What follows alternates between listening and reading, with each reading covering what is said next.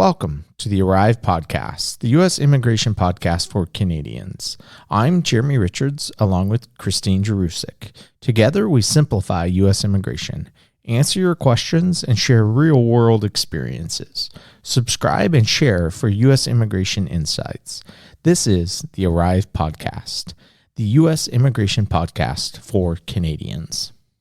Welcome back to another episode of the Arrive Podcast. I'm your host, Jeremy Richards, and today I am here with a special guest. I'm here along with Aaron Eisen. How are you doing today, Jeremy? Wonderful. So Aaron is of counsel with Richards and Jerusik. Aaron has a special set of skills that he brings to the table and to our firm when it comes to what is called administrative processing. Now, administrative processing in the immigration world is something that we refer to as the black hole of immigration. And there's many reasons why we call it that. And we're going to go into detail as to why it's called that and how it impacts cases. So for Canadians in particular, Canadians face administrative processing when they have a case going through a consulate. So if you are seeking to come to the United States and obtain an immigrant visa or even a non-immigrant visa for that matter, the two most common scenarios where we see administrative processing and for a Canadian is either through an E1 or E2 visa application or through an immigrant visa. In other words, you're trying to get a green card through a spouse, a parent, or a child or other qualifying sibling to come to the United States. And administrative processing essentially is the consular officer saying, we need more time to look into your case before we're going to give you a final decision. Or is it a final decision? And that's another discussion, right? Yes, absolutely. So is administrative processing a final decision? Is it not a final decision? What actions can you take if you've been put into administrative processing? And what does this administrative processing black hole look like? So let's suppose that we have somebody who has applied for, and let's use an E2 visa. We've been seeing a lot of administrative processing for E2 visa applications lately. So how do you get put in administrative processing? So usually what happens is you go in for an interview. You've done everything you're supposed to do, and then the consular official comes back and says, so you've already submitted your application. You submitted your application. They have all your papers. You had your interview, and so that's key. So administrative processing typically does not occur until after you've had your interview at a consulate. You've submitted your papers, they've reviewed it, they've interviewed you, and then administrative processing. And then they come in and they say, look, we need more time, or we need something. And so they'll hand you a piece of paper that has the dreaded number 221G on that. Yes. That says we need something else, or we need to do further background checks, or we need something else in order to make a decision about your application. And then you go off, and then hopefully you respond to that request for additional information. So a 221G request with that request, they can say, we need these specific documents, right? Because they could hand you over, and they do this often with an e-visa or even with an immigrant visa, where they want you to fill out your history. They want to fill out your travel history. They want you to fill out your employment history and all this additional information in depth, so they can see, where have you been traveling? What have you been doing? They often request that. It can sometimes be, I guess you might call it, a post-interview request for evidence in some respects. That's a good way to put it. Yeah, and it could be anything they feel that they need in order to decide the application. It could be as simple as a single document. It could be something as maybe a little bit broader, like military records. Military record. Describe your travel for the last 10 years between the United States and Canada, or whatever. They can basically ask for anything. So what if you refuse to provide the documents that they request? No visa. There it is. I mean, It's I don't know of a single way to challenge them to come back and to say. In fact, I've seen this in cases. I had a client, and this wasn't from Canada, but it was almost like the consulate wasn't actually looking at the file. They just gave them a very generic request for information. And we finally worked through it. And after about 6 months, we finally got it resolved, and they were able to get their visa. But they can hypothetically ask for anything that they want. Anything. And that's what makes this process difficult to deal with. And why? What triggers administrative processing? That's another issue, is what are the reasons for administrative processing? Well, and sometimes, and I really hate to say this because you see this in all sorts of applications, but sometimes it could be as simple as the mood of the officer that you're interviewing with. Maybe the interview doesn't go well, and there's or somebody's having a bad day or whatever. Or maybe, and it could also be that they've asked you questions during the interview that they're just not satisfied that is, that's not good enough for them to be able to make a decision. And it could be legitimate. I mean, it could legitimately be that your application did not contain some of the information that they need. I mean, part of it. So let's use Canada. If you're a Canadian citizen and you're able to go back and forth across the border a lot, and you do that, there may be questions about, okay, what is the actual purpose of you? What's the actual reason for you applying for this visa?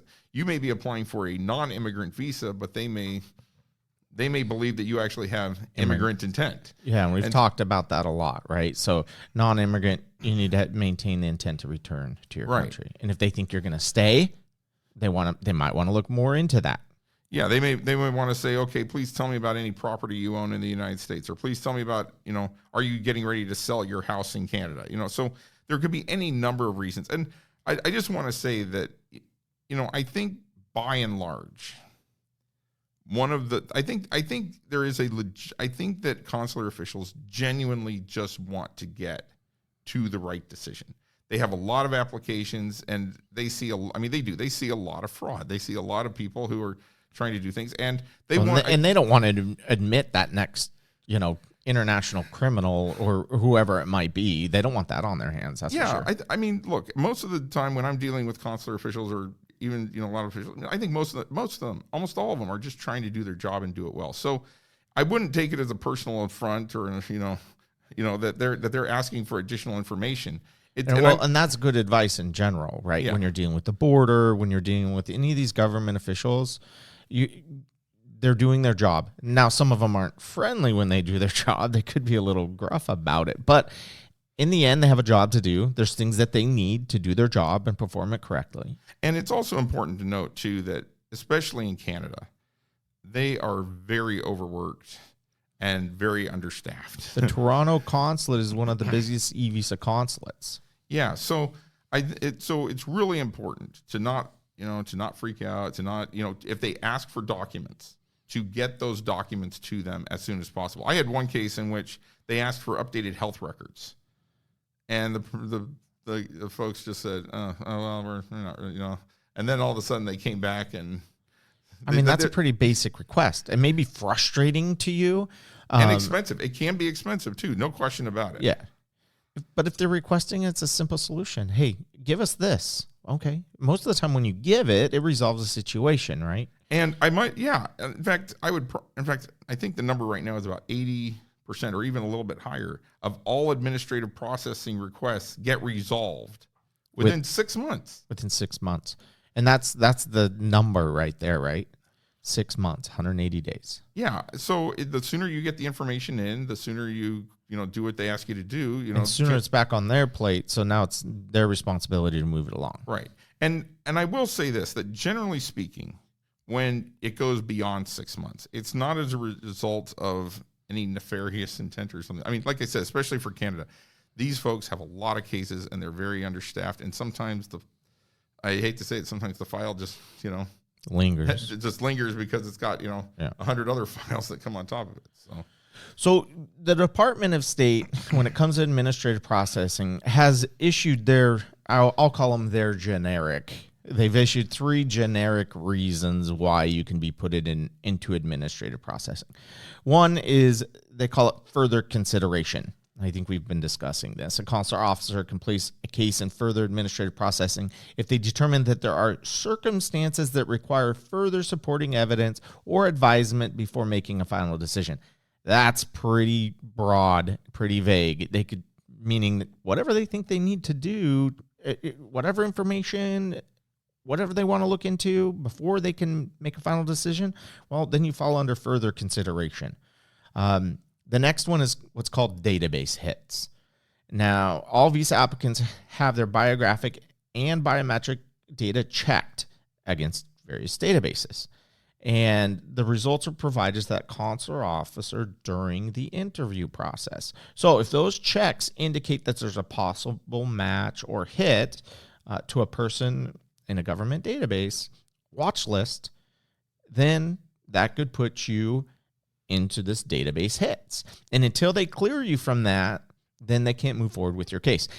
To me, that's one of the worst ones. If you get on a database hit, I've seen people get stuck for years because they have so much time to run that check. And if the check takes too long, they have to rerun the check and they have to keep rerunning the check. And sometimes those checks take a while to clear. So if they can't clear you, they keep running you through the check, and it could be this endless cycle of database hits.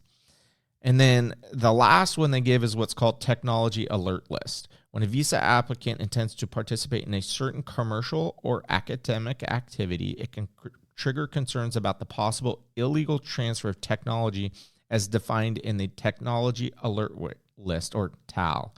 When a consul encounters an applicant who intends to pursue activities in one of these areas included in TAL, the consul must submit an inquiry on the matter to the Department of State to determine whether the risk is significant enough to require a visa denial. So those are the 3 generic reasons that they give that you can be put in administrative processing. I think by and large, probably most of them are under number 1. Further consideration. This is further consideration. Yeah, I would agree. And they don't. And here's the other part of this: they don't tell you. So it could be a database hit. They're not going. They don't tell you. They don't have to tell you what it is. It could be technology alert. They don't have to tell you, or simply could be further consideration. They still don't have to tell you. And doing FOIAs is so a Freedom of Information Act request. You can request copies of your record from the government. Those are interesting. Sometimes you request do a FOIA request and it comes back and they redacted the entire thing for national security purposes. Well, and you know this gets even more complicated when you get to going back to one of the things you talked about. You know, is this a final decision or not a final decision? And you know, the Supreme Court just just issued a case in the last term, in fact, just a few months ago, called Department of State versus Munoz, where someone was denied a visa. And in that particular case, it was very clear that that was a final denial. But they had asked for additional, they'd given some very broad, ambiguous reasons as to why. Now, they had asked for additional information. And the question was, did the Department of State have to provide them with a more specific reason for that denial? And the answer was no, they don't have to. And it doesn't. And let's say it's a visa where you are a U.S. citizen and you're trying to bring over your Canadian citizen spouse. Okay, if depending on what court you're in, if you go to challenge that, some courts consider administrative processing a final decision. There's nothing you can do about it. And so not only can you not challenge it as the applicant, but as the sponsor, you also can't challenge it or ask for additional reasoning. Now, sometimes, like in Munoz, they did actually provide additional information, but there was no obligation for them to do that. And so this is where it gets into an incredibly gray area about what you can and can't do in terms of getting more information if you're put into administrative processing. The answer as far as how long are you going to be in administrative processing, it used to be And now they've changed this. They've given procedures as to how to follow up on your case if it's an administrative processing. What do you do? Okay, now I'm in administrative processing. We'll assume you've given them all the documents, provided all information that they've requested. Well, how long can you expect to be in administrative processing? Or how long do you have to be in administrative processing before you take further action on the case? So this has changed, and it changed during COVID, but it used to be 30 days. If you were in administrative processing for 30 days, so they used to tell you, you should expect a decision on your case within 30 days with administrative processing. If it hasn't been resolved in 30 days, then you can inquire as to why. Now, they've extended that to 180 days. And that, you mentioned that earlier. 180 days. Unless there's some emergency cases that would justify an inquiry or pushing it along faster than that, 180 days.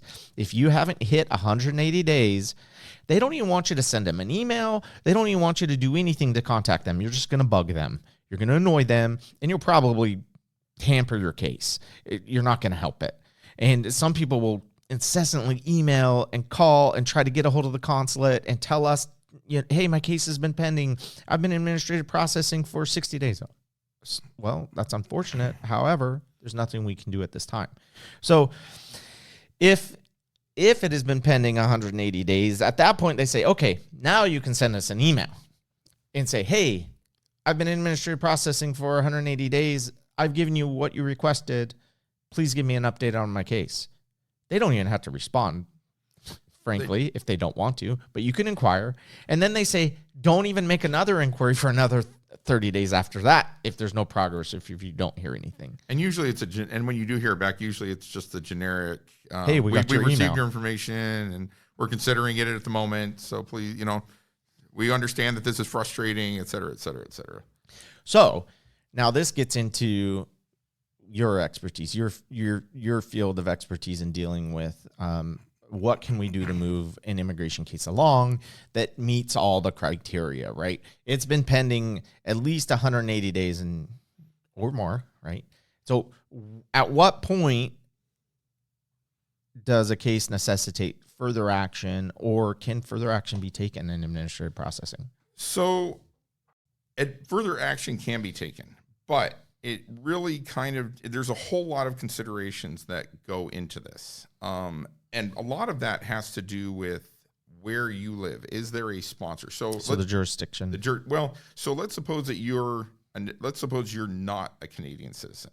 You're a permanent resident, and you're trying to get a B visa to come over here. Okay, that's a very different situation where you don't have a U.S. sponsor than somebody who's trying to get a green card for their Canadian.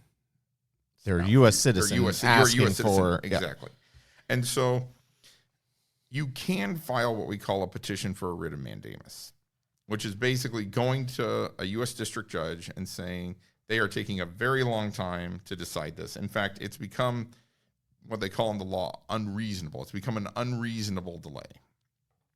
And you've taken all administrative action you could possibly take before then. Yeah, exactly. But the problem is there's I almost hate to call it a dead zone between the 6 months when it should have been, most of them are decided, and it could actually be years after that. Some courts, especially in the District of Columbia, have held that administrative processing is not considered an unreasonable delay for like 4 or 5 years. Wow. And so now other courts are a little bit more open to shorter time periods. Like you could do it at maybe 2 years or 3 years. But all of that is going to depend on the court, where your U.S. citizen spouse lives, the court, and just a whole myriad of. If you're a B visa, if you're trying to get a B visa, the only place that you could really apply, if it's just a straight B visa, not related to employment, and you just let's say you want to go to Disney World or something like that, then the only place that you could probably really apply is in the District of Columbia. But there, it's going to be 4 or 5 years. So let's take into consideration the types of cases we often see with Canadians. So what if you filed for an E1 or an E2 visa and your application was put into administrative processing? What's your recourse?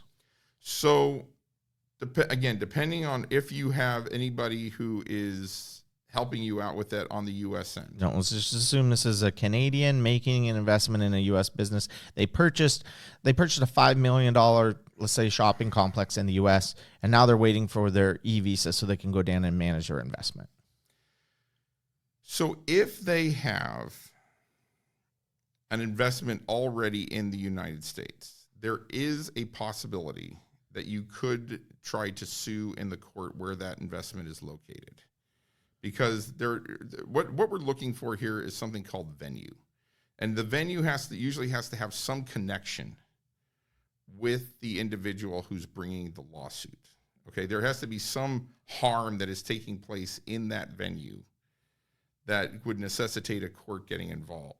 And so let's say that the venue was here in Buffalo. Let's say that you purchased a $5 million business here in Buffalo where we're currently sitting right now. What you could do, one of the things that we would have to do is go and look at the case law, find out look at all the correspondence and everything that you've had with the consulate regarding your case, to make sure that you've done everything, and then we would have to explore to see whether or not sufficient time has passed in order to bring a lawsuit within the, let's say here in Buffalo. Now, if there wasn't a sufficient enough connection, like let's say, and we would tell you this, like let's say I know you did a podcast, you did a podcast on e-visas, a little bit ago. Let's suppose that one of the reasons we look at it and we decide that one of the factors as to why they are maybe denying it is maybe you have a 49% majority stake. Okay, well then we're probably that's probably not something. Dead in the water. It's dead in the water. We're not going to do that. But if everything lines up and sufficient time has passed, 2-3 years, whatever, we would look at all the case law, make sure that everything. So with an e-visa, you're looking at, even with an e-visa, you're looking at a number of years before you can pursue legal action. You don't want to bring it sooner.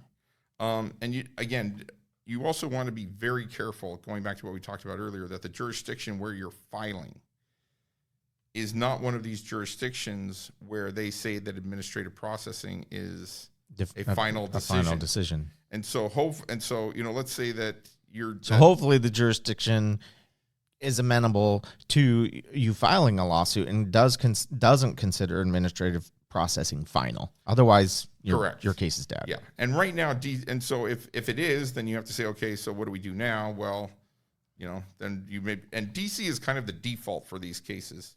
It's not a friendly jurisdiction because, again, it takes so long to do it, and some of the cases are not very friendly to administrative processing cases. But sometimes that may be the only jurisdiction that you can file in. Now, sometimes, and this is not all the time, but sometimes what you can do is file the case and see if you can work out an agreement with the Department of Justice. So usually these cases are handled by either local U.S. attorney's offices, or they bring in the Office of Immigration Litigation. And sometimes, especially if you have a good package and everything is going well, sometimes you can work with the local DOJ representatives to have them kind of get involved, and then they can say, okay, let's see if we can just get this worked out before it gets there. But I will tell you this: it is becoming increasingly more difficult to bring administrative processing cases. The Department of State is pushing back, and these recent Supreme Court decision doesn't help that. Well, the Supreme Court decision makes it more difficult. And let's go to a green card petition here. It makes it more difficult. Let's talk about a green card. So let's say the venue is Western New York, because we have a lot of clients here in Western New York that have a spouse in Canada.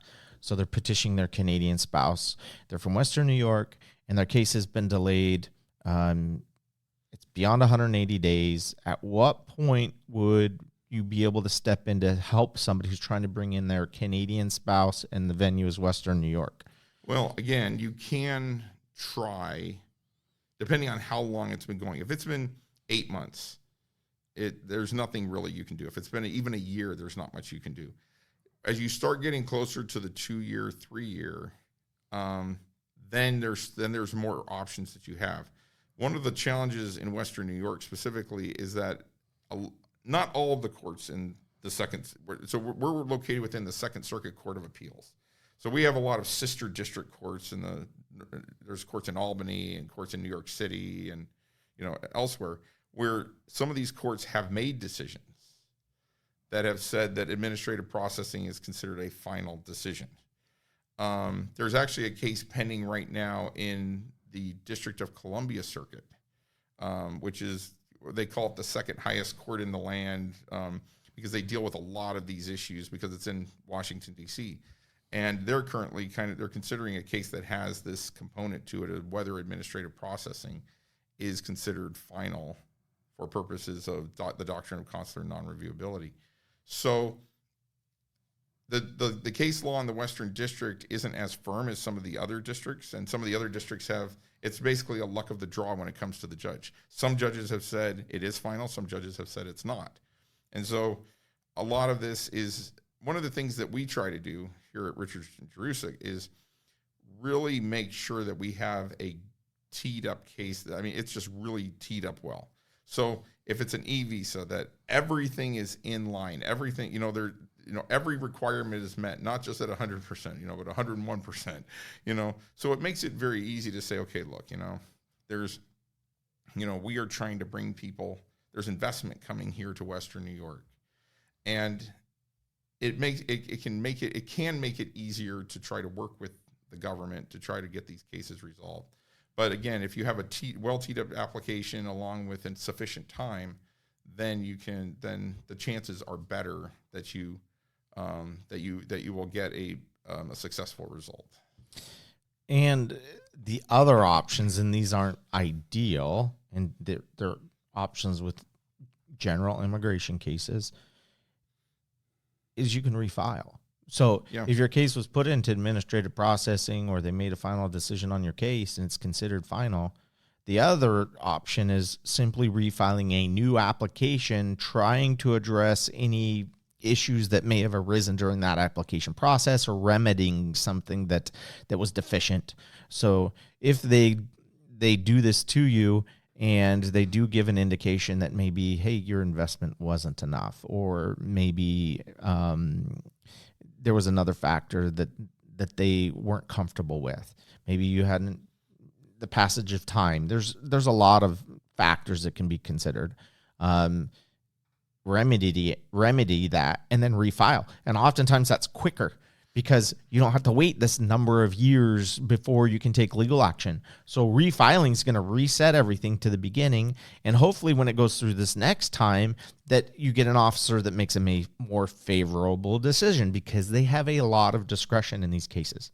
Well, and not only that, but it also, again, for a number of these cases, the question isn't that, maybe they have the information, but the file, just because, again, they're overworked and undermanned, it's under 100 other files. Yeah. So by refiling it, you're kind of putting it back on the top of the stack and giving it fresh consideration. So that's a great idea too. The mandamus petitions have kind of taken on a life of their own in some respects, where everybody thinks they're just the magic bullet and the cure for everything that ails you. But there are a lot of limitations about them. And just filing one could actually do harm to your application going forward, because if you get an adverse decision, that stays with you. Yeah, people play with this and they shouldn't. You need to pay careful attention to make sure that all of the factors are met before you move forward with this type of legal action against the government. And we do. Like, I get requests at a year and a half. And not just for administrative processing, but for all kinds of applications even with USCIS. And sometimes you just have to tell people, and you don't want to do it. And that's a good point. This doesn't just apply to Department of State cases. This also applies to cases with USCIS. So if you filed for citizenship with USCIS and your citizenship case is delayed and they haven't rendered a decision with your citizenship case, there may be further action you can take to move that case along. And also, if you filed in the United States for adjustment of status with, U.S. citizen spouse or whatever your relationship might be, we've seen them lose cases and they ask for new copies of the file because, like you said, they misplaced it. They don't know where it's at, or they don't even want to go look for it. And then you provide them a new copy, and then, wow, case resolved. So even if it's with USCIS here in the United States, there's actually a more defined procedure with that than there is with administrative processing. Well, and it's important to, and this was a citizenship case, so this wasn't administrative processing, but there was an individual who applied for citizenship, that one of my clients applied for citizenship, and his entire family got it, except for him. And he waited 4 years. I think it was like 4 years for it. And the government has, 120 days to make a decision after an interview. And he thought that was normal, because he just, he just didn't know better. He didn't know any better. And they retained me to handle the case, and he got, within 4 weeks, he had his citizenship approved. And I guess the big takeaway from that is, yes, sometimes this process can seem clunky, and with the delays and how much time you have to wait, but you also just don't have to sit there at a certain point. Like, there's no harm in making an inquiry. Some of these analyses that we do to determine, what is the next step, can be very in depth. We're looking at cases, we're looking at all the factors. Can you file a mandamus petition? Where could you file a mandamus petition? Is it better to refile the application? All of these, there's a lot of elements that go into these analyses. And so it's important, it's okay to ask the question. Now, going to your example of somebody, who's been waiting 60 days, okay, maybe, there's a little bit of patience that, you need to exercise there. But, after 6 months. Yeah, we get inquiries all the time where, hey, I had my interview a week ago. Why haven't I got a decision? Or I got my interview 2 weeks ago, or a month, or 6, even 3 months. Well, yeah. So premature. So for administrative processing, for 6 months, it's best just to be patient.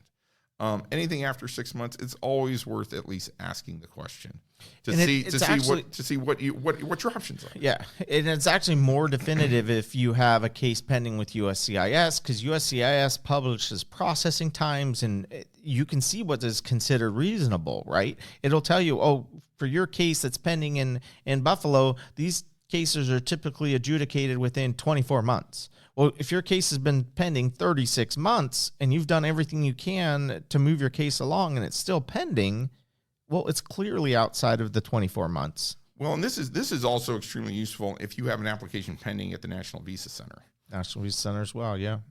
Because a lot of times before a consulate can make a decision, it has to go through the National Visa Center. And so, and I might also add there's definitive time frames in which they need to perform certain tasks. And one of the things I would also add, and I know that this is going to seem extremely frustrating, but there is a difference between a delay and an unreasonable delay. Yeah. So you can't just say... There are a lot of just delays. Right. So even with, let's say, a green card that you're processing, an adjustment of status that you're processing with USCIS here, just because it says that the time on the processing time says, oh, it's been 6 months here in this particular office, and you're at 8 months. Okay, does not by definition mean that we are at unreasonable delay. We're still probably at delay. Now, if you're at 3 years or whatever, okay, then we have a very different conversation about that. And most of the time, what's considered reasonable versus unreasonable, and this is all, by the way, all of this is kind of captured under a law called the Administrative Procedure Act. It requires the government to process things within a reasonable period of time. And so when you go to court, you're saying, okay, now we've gone beyond reasonable to unreasonable. But you need to, you need to really bear in mind that this is what we're looking at. And these kinds of decisions are usually interpreted by the courts.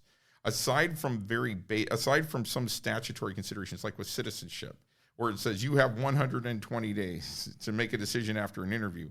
Okay, on day 121. I can file that. You can file that lawsuit. They have breached their statutory duty at that point.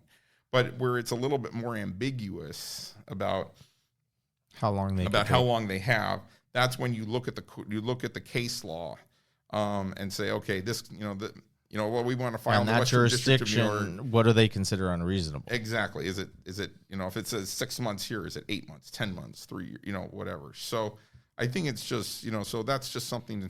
Patience is a part of this process. Yeah, and it's very case, agency, and venue specific, right? So what are the factors of case?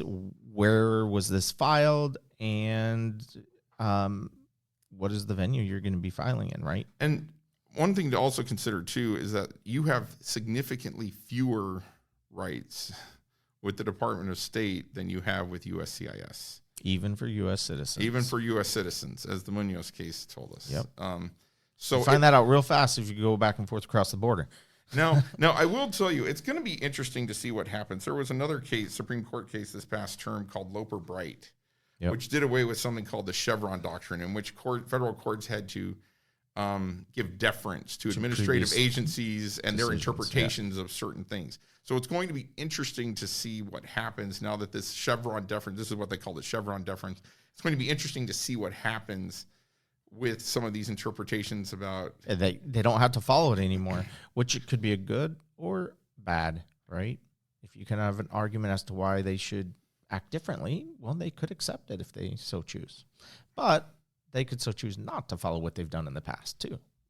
Yeah, absolutely. Makes it even a bigger black hole. So, well, thanks for joining today, Aaron. Hopefully everyone out there that was listening was able to gain some insight into what administrative processing is, because we do get a lot of inquiries about this, and it's very frustrating. You're trying to run your business. You're trying to do business in the U.S. You're trying to bring a loved one to the United States, or just simply trying to come to the United States. And then you get put into this black hole where they're not really giving you any answers, and you don't know what to do next.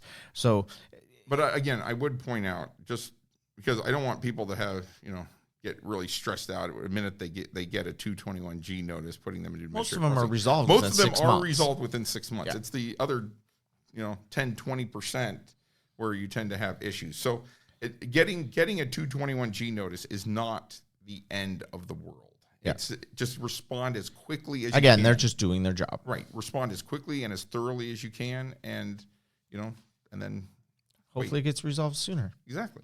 And actually, we see them most of the time resolved much sooner than 180 days. Right. But it's typically within that 180 days, unless there's an exception. And then at that point, it becomes very difficult to determine how to proceed. So, well, thank you for tuning in again to the Arrive podcast. If you haven't already, subscribe, share this podcast with those out there that you think would find this content helpful or interesting. And again, thank you for listening, and have a great day.